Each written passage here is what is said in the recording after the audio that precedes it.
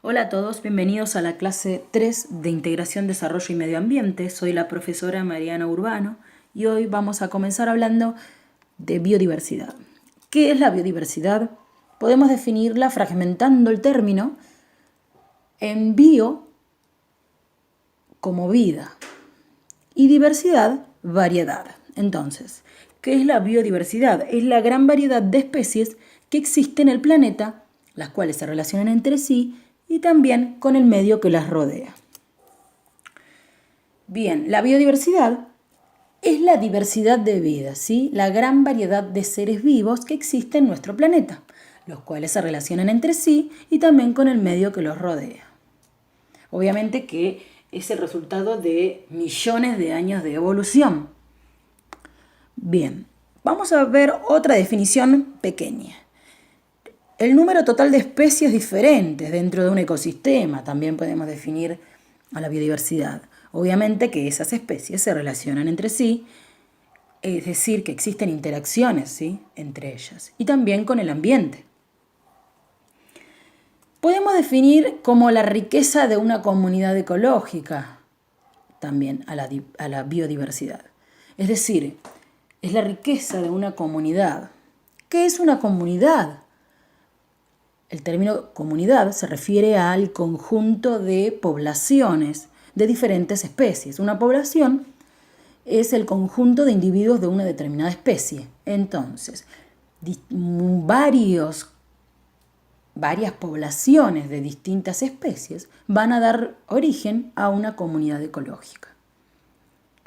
Podemos hablar entonces que en una comunidad podemos tener población vegetal, otra población de seres humanos, poblaciones de diferentes animales, como por ejemplo el perro, el gato, ¿sí? Todas estas poblaciones entonces van a formar parte de la comunidad. A su vez, dentro de una comunidad, cada especie va a cumplir un rol, una función ecológica determinada, a la cual denominamos nicho ecológico. Entonces, cada especie de determinada comunidad o determinado ecosistema va a ocupar un determinado nicho ecológico, ¿sí? Es específico para cada especie. Suele ocurrir que otra especie venga a ocupar el lugar cuando existe una problemática y por ende la especie original de ese nicho ecológico desaparece, se extingue. Puede ocuparse ese lugar por otra especie, pero no es lo deseado para la naturaleza. Lo correcto es que la especie determinada ocupe esa función ecológica, ese nicho ecológico. De hecho, dos especies no pueden ocupar nunca el mismo nicho, solo lo puede ocupar a ese nicho una sola especie, a ese lugar lo puede ocupar una sola especie. Pero en determinadas situaciones, como la que mencionamos, la extinción de una especie, este nicho ecológico puede ser ocupado por otra especie. Lo que no es recomendable, ¿no? No es lo ideal igualmente. Muy bien. Entonces, si bien no pueden ocuparse nunca por el mismo nicho por dos especies, existen superposiciones, es decir, que en un mismo nicho o esa misma función o ese mismo rol ecológico dentro de un ecosistema o de una comunidad puede ser ocupado por varias especies, ¿sí? Entonces, mientras mayor cantidad de especies exista en una comunidad, mayor superposición de nichos habrá, mayor posibilidad de ocupar esa función ecológica, de evitar que ese rol quede sin realizarse, ¿sí? Y mantener siempre, obviamente, a lo que apuntamos, a un equilibrio natural, para mantener el equilibrio de un ecosistema, que es lo ideal.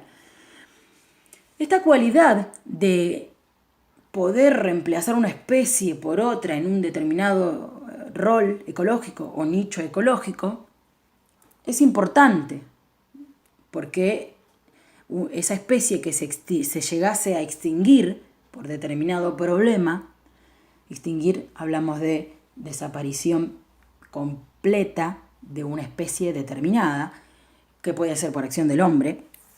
Muchas veces el hombre extingue de forma que no es reversible, de forma irreversible, sin vuelta atrás. Una especie desaparece, se extingue y desaparece para siempre.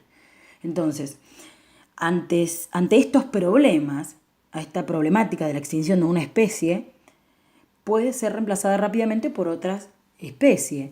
Y rápidamente esa función ecológica que realizaba esa especie extinguida puede ser reemplazada, ¿sí?, por otra especie, solucionando temporalmente el inconveniente. Y así mantener el equilibrio en este ecosistema determinado. Muy bien. ¿Cuál es la problemática entonces? Si este está resuelto, el lugar que ocupa un nicho, ¿sí?, la función, el rol dentro del ecosistema está resuelto. Pero ¿cuál es el problema? Desde el punto de vista del flujo energético, es decir, cuando analizamos las cadenas alimentarias de un ecosistema. Dentro de un ecosistema sabemos que todas las especies se alimentan de otras especies, sean vegetales o animales. Entonces, al extinguirse determinado animal o determinado vegetal, podemos correr el riesgo de producir un cambio negativo o una consecuencia negativa en determinadas especies. ¿Por qué? Porque estamos reduciendo el flujo energético, estamos reduciendo la cantidad de especies o de alimento del cual éste se desarrolla, a partir del cual se alimenta determinada especie. Entonces, una cadena alimentaria es cuando es mantenida transmitiendo siempre un flujo energético, es decir, una especie se alimenta de otra, ¿sí? Y si yo, por ejemplo, tengo un animal que se alimenta de 10 animales, si yo de 10 animales que tengo para alimentar a mi animal, a la especie original de la cual estamos hablando, ¿no? Si yo tenía 10 animales para que se alimenten y ahora tengo, porque se extinguieron, no sé, 4 de esos 10, estoy reduciendo la alimentación de la especie X, ¿sí? Espero haberme explicado bien. Reducimos entonces el flujo energético. Muy bien. La pérdida de la diversidad causada por el manipuleo del hombre en los sistemas naturales. ¿Qué es la pérdida de biodiversidad o de diversidad? El hombre, muchas veces conscientemente también, tiene determinadas acciones que van a producir inconvenientes o el desequilibrio de un determinado ecosistema. Puede ser, para nombrar algunos problemas, la extensión de monocultivos, es decir, con la implementación de la agricultura, el hombre ha producido demasiados puntos negativos. Si analizamos la tierra, por ejemplo, la erosión de la tierra, al producir siempre el mismo cultivo, por ejemplo, al cultivar siempre soja, estamos extrayendo siempre el mismo nutriente. Es por ello que siempre se aconseja el rotamiento de cultivos, que es lo usual, lo que debe realizarse. También, otra problemática es la destrucción de las especies. Dijimos que también reducimos cada vez más el flujo energético entre las especies dentro de un ecosistema. Reducimos la cadena alimentaria de diferentes especies. También produce contaminación de agua, del aire, ¿sí?, de la tierra, del suelo, ¿sí? Estas contaminaciones, contaminación auditiva, de todo tipo, estas contaminaciones llegan a producir impacto en el ambiente, impacto en el ecosistema en sí. ¿Qué es entonces? ¿Qué es lo que producen estas problemáticas? Esta acción del hombre, una menor regulación del sistema. El ecosistema, entonces, cada vez más le cuesta mantener un equilibrio natural. Dijimos entonces que cada día hay menor cantidad de especies, o mejor dicho, cada día hay mayor preocupación porque se pierde biodiversidad. ¿Qué es la pérdida de la biodiversidad? La pérdida de diferentes especies. Entonces, el hombre, sin darse cuenta, o a veces conscientemente, con el afán de producir su desarrollo propio, su desarrollo personal, o por vivir mejor, no piensa en las consecuencias que puede provocar en la naturaleza y en las especies que habitan la naturaleza, que habitan el ecosistema. Entonces, muchas veces, por ejemplo, con la expansión de la población, el aumento de la población, ¿sí?, que aumenta día a día, la expansión de la agricultura, desde que surgió la agricultura, con el mal tratamiento que se le da a la tierra, ¿sí? No hay cuidados, sino que solamente es para beneficio económico, sin pensar en las consecuencias de la erosión, por ejemplo, o contaminación también de la tierra, del suelo, del agua. Y también, obviamente, como dijimos, extinción de especies. Vamos a ver que hay ecosistemas con biodiversidad baja y otros ecosistemas con biodiversidad alta. Se realizó un estudio, por ejemplo, hace 11 años, en 20 terrenos pequeños. Y se observó que en estos terrenos pequeños, en donde se realizaba pastoreo principalmente, y había robles, a mitad del estudio se observó que hubo una gran sequía, es decir, que no hubo una recuperación rápida luego de la manipulación del hombre en esas tierras, en esos terrenos estudiados. En cambio, luego se estudiaron otros terrenos en donde había gran cantidad de biodiversidad, de especies, había una biodiversidad alta.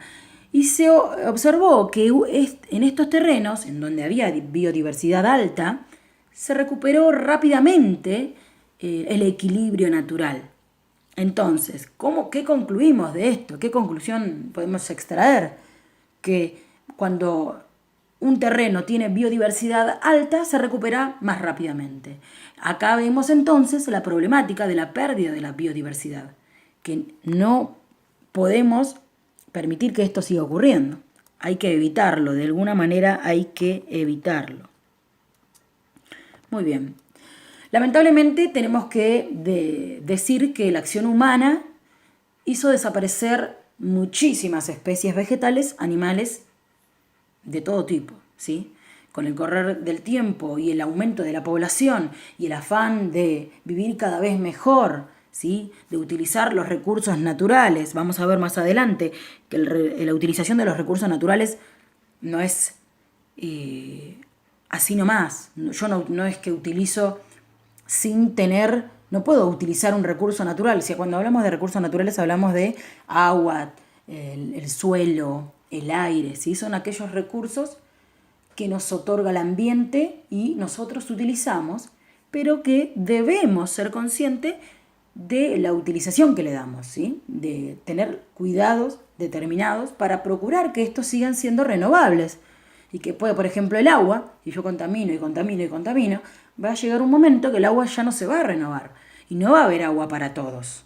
El suelo, venimos hablando del suelo, de la contaminación del suelo, de la erosión del suelo, de la mal utilización que le están dando, ¿sí? Con este progresivo tecnológico que hay, es decir, con la aparición de nuevos progresos tecnológicos que se utilizan y agrandan aún más la agricultura, ¿sí? Agricultura, ganadería, que antes no ocurría, ¿sí? Y hoy es aún más grande el problema ocasionado. Entonces, la pérdida de biodiversidad es la desaparición de varias especies, producto de la acción humana, ¿sí? Muchas veces conscientemente. Y esta pérdida genera enormes vacíos en el tejido de la vida terrestre, en el ecosistema, en nuestro planeta. Por ejemplo, en Argentina podemos señalar la desaparición en el siglo pasado. Estamos hablando del perro lobo de las Islas Malvinas. Tendría que bastarnos solamente con decir que hay que cuidar el delicado equilibrio de un ecosistema, porque sí, pero no. Hay que dar argumentos de por qué hay que cuidar los recursos naturales, de por qué hay que cuidar siempre a diferentes especies, cuando no debería ser. Solamente el ser humano debería comprender que si convivimos en un ambiente, tenemos que cuidarlo, y si hacemos uso de ciertos recursos naturales que me otorga el ambiente, tengo que hacerlo de forma racional, teniendo precaución de no contaminar, pero no, siempre hay que dar argumentaciones, y ojalá que esto cambie, ¿no? Que el hombre solamente cuide y que obtenga, que adquiera estas costumbres del cuidado, del porque sí, de cuidar, tomar conciencia. Entonces, comprender que cada especie, todas las especies que habitan nuestro planeta, tienen derecho simplemente a existir, porque sí, tanto vegetales como animales, sin tener que dar un argumento. Por ejemplo, un argumento sería que tener que explicar lo que venimos diciendo, que cada especie ocupa un nicho ecológico y que no es bueno que desaparezca o que se extinga cierta especie, porque tiene una función en el ecosistema, una determinada función, un rol que debe cumplir, que si bien se puede reemplazar, sí existe la posibilidad, pero también hay otra problemática, por ejemplo, lo que implica la extinción de determinada especie que perjudica las cadenas alimentarias de otras especies. Son 4 entonces los argumentos que se tienen que dar o explicar para que la sociedad comprenda que las especies son importantes, tanto las vegetales como los animales.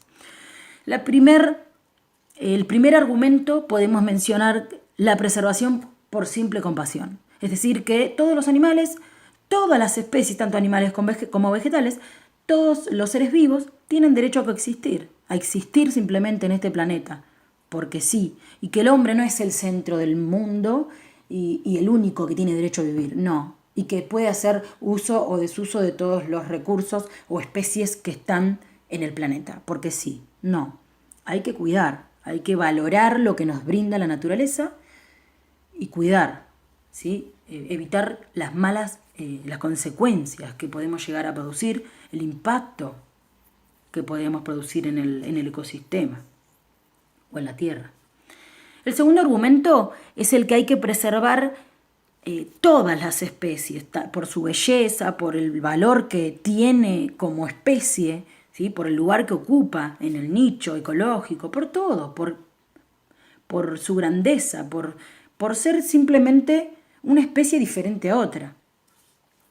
El tercero es económico, ya que el hombre, a partir de las especies, de todas, tanto vegetales como animales, siempre obtiene beneficios, ¿sí? Siempre son beneficios económicos y de otros tipos también, ¿sí? Muchos proporcionados, muchos beneficios proporcionados por distintas especies que nos dan servicios indispensables para satisfacer todas las necesidades diarias del hombre. Y el último argumento es la creencia de que las demás especies son componentes vivos de sistemas ecológicos vitales. Es decir, que sí o sí deben estar en el ecosistema, como venimos diciendo. Que sí o sí, se trata de implementar, de inculcar la gran importancia, pero esto es, sabemos que lo conveniente para todos es que todos comprendamos de que porque sí, de que todos tenemos derecho a coexistir en este maravilloso planeta. Bien, ahora vamos a continuar hablando de recursos naturales, de cómo el hombre conserva los recursos naturales o cómo se maneja al utilizar estos recursos que nos brinda el ambiente. Si produce algún impacto o no. Sabemos que los recursos naturales son todos aquellos como el agua, el aire, ¿sí? El suelo, que nos brinda los árboles, ¿sí? Que nos brinda la naturaleza, el ambiente, el medio que nos rodea, ¿sí? Y la sociedad los utiliza. Esto depende entonces del tipo de sociedad que está utilizando esos recursos. No es lo mismo hablar de una sociedad en pleno desarrollo a que hablar de una sociedad precaria, una sociedad pobre, ¿sí? Una sociedad pobre tendrá que realizar un uso de los recursos naturales para satisfacer su alimentación, sus necesidades básicas. En general, las sociedades muy desarrolladas, vamos a ver que generalmente utilizan los recursos naturales no solamente para satisfacer sus necesidades, sino para enriquecer más su estatus. Es decir, que sin necesidad, muchas veces. Cada comunidad tiene una particular relación con la naturaleza. Eso también tiene que ver, que hay sociedades que tienen una relación con la naturaleza espectacular, que tienen un respeto por ejemplo, los incas, los incas,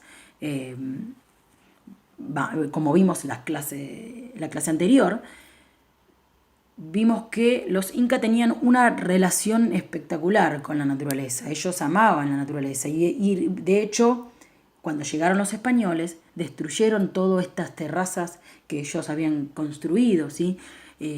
Habían creado las terrazas para que de forma natural se rocíen sus cultivos con el rocío natural, ¿sí? De la noche, y así generar la menor manipulación de ellos en la naturaleza. ¿Sí? Ellos no manipulaban para nada la naturaleza.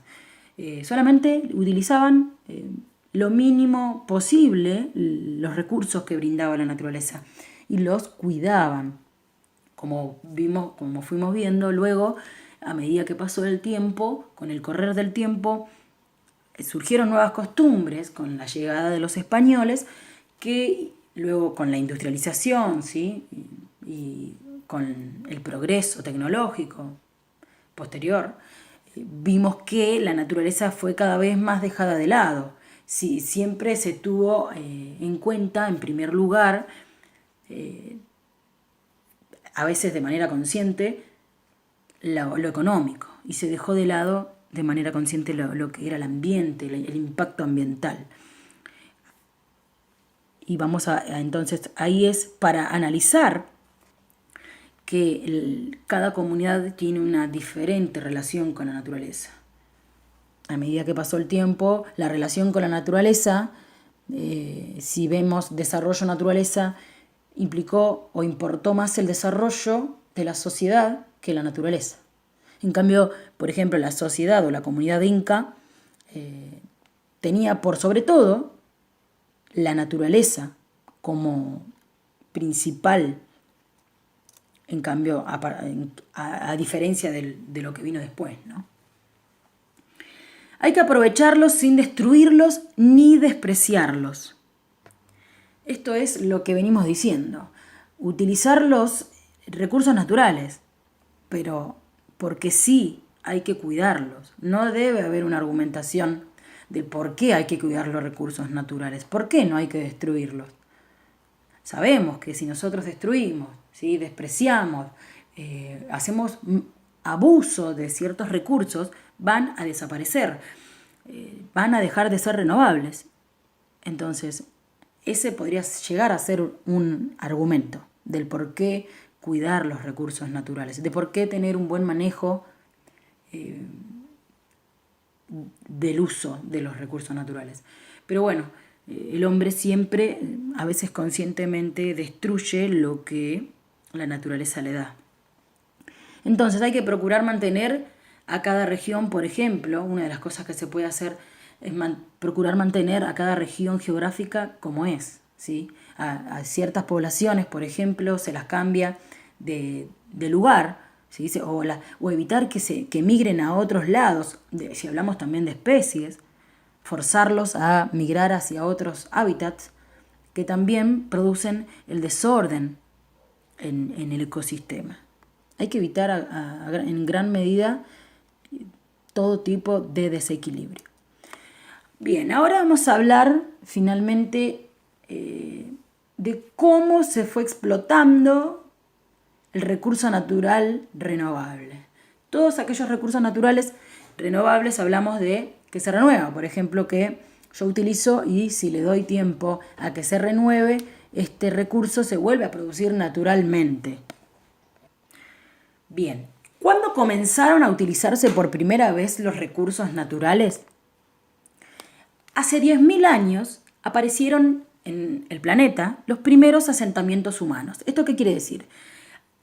Previo a esto, los seres humanos no producían asentamientos, no se quedaban en un determinado lugar, ¿sí? No producían una población, una comunidad, sino que eran nómadas, ¿sí? Nómades o nómadas que iban de un lugar a otro, se trasladaban de un lugar a otro, hasta que con el correr del tiempo, hace 10.000 años atrás, estos seres humanos se dieron cuenta que si se quedaban en un determinado lugar, por ejemplo, podían cultivar alimentos en vez de ir buscando por diferentes territorios.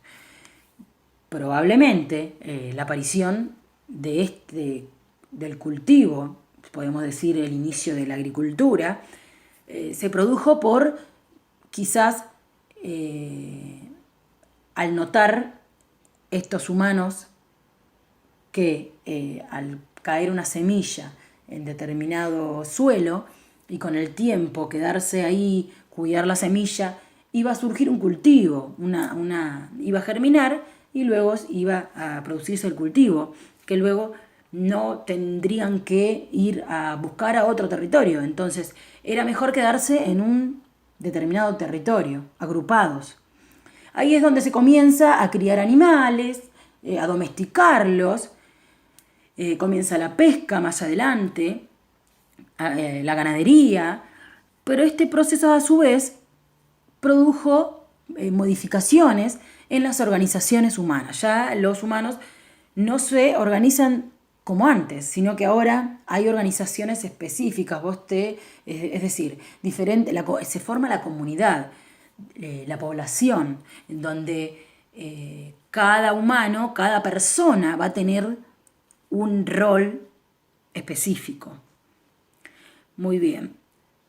Entonces, desde un principio, el hombre, cuando ya observa que si hace uso de estos recursos puede obtener beneficios grandes, el hombre empezó, sin darse cuenta, al principio, a destruir el ambiente.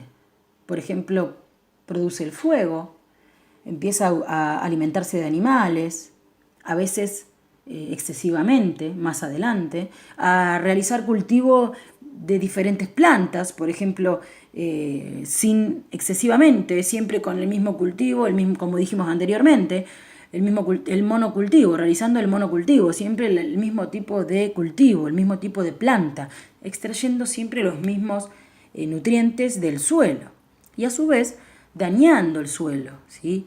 Sin darse cuenta al principio, pero más adelante llegaría la información que nos enseñaría, ¿sí?, que el suelo se está dañando, pero igualmente el hombre continúa haciendo esas actividades, ¿sí? El monocultivo, algunos conscientemente y otros modifican realizando la rotación de cultivo, muchas veces por obligación, ¿no?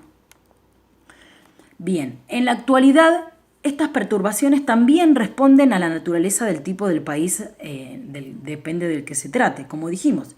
No es lo mismo hablar de una sociedad pobre a que hablar de una sociedad desarrollada. Muchas veces los países desarrollados se exageran a la hora de cumplir con las necesidades. Como tienen un gran avance tecnológico, esto les da poder para hacer uso de la explotación, explotar más los recursos naturales. En cambio, los países pobres o las sociedades pobres agotan irracionalmente sus recursos, pero por hambre. mientras que los desarrollados agotan tanto los propios como también los de los demás. Y es donde, por ejemplo, encontramos países comprando agua, comprando petróleo, ¿sí? Aunque sean diferentes tipos de recursos, hablamos de renovables y no renovables, pero se empiezan a negociar, ¿sí? Comienza una negociación, sin importar el impacto ambiental. Ahora vamos a hablar de cómo se desarrolla una sociedad, ¿sí? Cómo debe asegurar su desarrollo, pero sin dañar el ambiente. Para ello hay una planificación ambiental del desarrollo, ¿sí? Que muchas veces son planes, ¿sí? Planificaciones. Son medidas generales y estas pueden agruparse en dos tipos de medidas. Principalmente hay las más importantes, diría yo, las que están destinadas a preservar directamente el medio ambiente. Es decir, que te dicen, vos como país podés desarrollarte como sociedad, pero tenés que preservar la biodiversidad, evitar la contaminación de aguas, del aire, de la tierra, de estos recursos que venimos hablando, aprovechar al máximo la energía, la fuente solar, que ya que es gratuita y nos otorga la naturaleza, poner en segundo plano, por ejemplo, la electricidad, que sí genera residuos o en mayor medida es más cara, ¿sí? Si podemos ver lo negativo también. Tenemos todos acceso a la fuente de energía solar, ¿sí? Evitar la contaminación, ¿podemos? Sí, podemos. Preservar la biodiversidad, sabemos que tenemos que preservar a todas las especies. Modificar la fuente de energía de los transportes, tratar de dejar lo que son basados en petróleo, en combustibles, y tratar de usar productos que no sean contaminantes, porque la sociedad de hoy se desarrolla, ¿sí? Satisface todas sus necesidades, pero muchas veces utilizamos productos que son contaminantes, que generan residuos contaminantes, como por ejemplo los automóviles de hoy largan gases al ambiente que contaminan, ¿sí? Contaminan nuestro aire, el aire que respiramos. Y también el problema de los residuos que tenemos, que daña el ambiente. Sabemos que los residuos, el tratado de los residuos no es bueno y que contamina el suelo, el aire, ¿sí? Entonces hay que aprovechar el reciclaje, hay que aprovechar que ciertos residuos se pueden reciclar, como el vidrio, ¿sí? Como el plástico, el papel, y también producen menos daño en el ambiente. Otras medidas que se pueden implementar son las que están destinadas al mejoramiento del ser humano. Entonces hablamos de mejorar el ambiente, de protegerlo y también del ser humano, para que el ser humano pueda aprovechar mejor de los recursos que nos brinda el ambiente y pueda disfrutar así y proteger también el ambiente.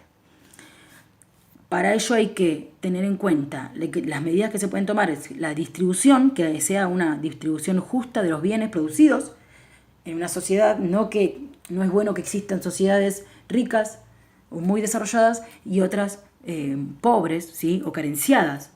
Que todos tengan acceso a la educación y a la salud, eso es primordial para que haya igualdad, por las tradiciones culturales, religiosas, ¿sí? Respetar las tradiciones de cada comunidad y que todos tengan la posibilidad de participar, elegir y controlar las medidas de interés general, ¿sí?